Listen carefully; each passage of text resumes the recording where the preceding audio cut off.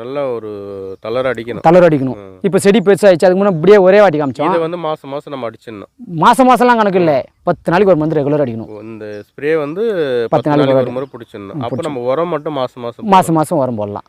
சரிங்கண்ணா. இப்போ வந்து நீங்கள் பூ வந்து அறுவடை பண்ணிட்டீங்க. இந்த கவாத் பண்ணுவாங்களே, வெட்டி விடுவாங்க, அது இப்போ இல்லைங்க. இதுதான் வருஷத்துக்கு ஒரு வாட்டி வெட்டினா போதும். அதுதான் வருஷத்துக்கு ஒரு முறை நம்ம கவாத் பண்ணி விடணும். அது எவ்வளோ கவாத் பண்ணி விடலாம்? அது அடியோடு வெட்டணும் இல்லை, முடிஞ்ச அளவுக்கு அரை அடியே விடக்கூடாது. அரை அடியே விடக்கூடாது. எவ்வளோ வெட்டுவீங்க? சுத்தமாக இவ்வளோ தான் இருக்கும். அந்த குச்சி விட்டு வரது ரவை தான்.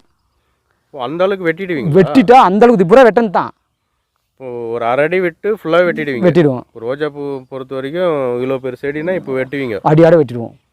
இப்போது இதெல்லாம் வந்து அவ்வளோ போயிருதுங்களா? அவ்வளோ போயிட்டு பார்த்து சுத்தமாக அந்த அளவுக்கு நல்லா துளுப்புதுங்க. நீங்கள் ஒரு கட் பண்ணீங்கன்னா வந்து துளுத்துரும். நீங்கள் ஒரு கட்டிங் பண்ணிங்கன்னா 10 கட்டிங் கிளப்பு வந்துடுது. இப்போ அது போல வந்தது தான். இது அது மாதிரி வந்தது தான். இது எத்தனை வருஷம் போயிருந்தா இப்போ?